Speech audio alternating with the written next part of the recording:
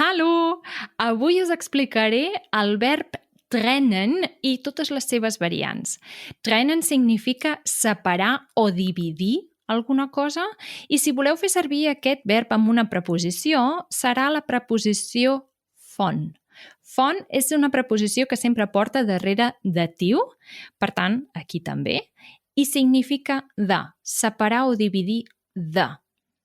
Per exemple, quan estem escoltant una recepta de cuina i la persona que ens va donant les instruccions, els passos d'aquesta recepta, ens diu Sie sollen jetzt das Eigelb vom Eiweiß trennen.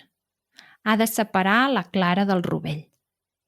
O quan estem fent una trucada de Skype i de cop la connexió es talla i diem Die Verbindung wurde getrennt. És el mateix que dir Die Verbindung war unterbrochen. Són sinònims. S'ha tallat, no? Hi ha hagut un tall. O també, per exemple, quan un nen o nena que no ha vist mai que s'ha de separar les escombraries et diu Warum trennen wir den Müll? Per què separem, per què dividim, per què separem les escombraries? Un verb molt semblant, trennen igual, amb la preposició von amb datiu igual, però reflexiu, per tant, sich trennen, és separar-se, igual com en català, que també és reflexiu. Aquest verb separar-se es fa servir normalment en un context amorós. Per tant, dues persones que estaven juntes s'han separat o es separen. Per tant, podem dir, per exemple, Sie haben sich getrennt. S'han separat.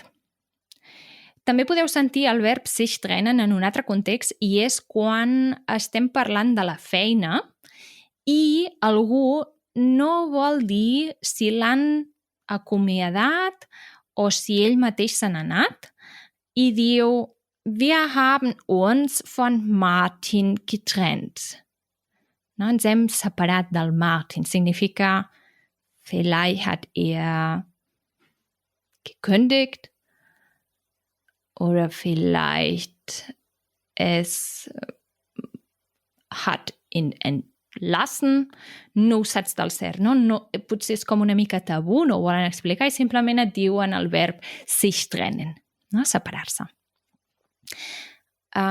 Segur que al principi de tot d'aprendre alemany us van explicar que quan veiem o sentim un diàleg en un restaurant o en un bar i ja hem demanat el compte, zahlen bitte oder die Rechnung bitte, el cambrer o cambrera us preguntarà, si esteu en un grup, està clar, getrennt oder zusammen? Zusammen significa junt, getrennt separat. Per tant, junts o separats? I llavors decidiu si ho voleu pagar tot junt o separat. I encara en un altre context també que veu aprendre quan veu estudiar el Familienstand, o sigui l'estat civil, és que veu aprendre que tu pots dir ich bin verheiratet. Verheiratet significa casat. Llavors tenim casat, ledig, solter, geschieden, que significa divorciat, verwitwet, que significa vidu o vídua, i getrennt, que significa separat. Per tant, ich bin getrennt podria ser un contrari, un Gegenteil von verheiratet, casat. I per últim, explicar-vos que també hi ha el substantiu Trennung, que és femení i que el plural es fa amb en, i aquest substantiu significa separació, la separació, i un exemple amb aquest substantiu podria ser nach der schmerzhaften Trennung hat sich sein Ex plötzlich bei ihm gemeldet. Per tant, després de la dolorosa separació, de cop es va presentar el seu ex a casa seva. Que vagi molt bé. Ciao, ciao, tschüss!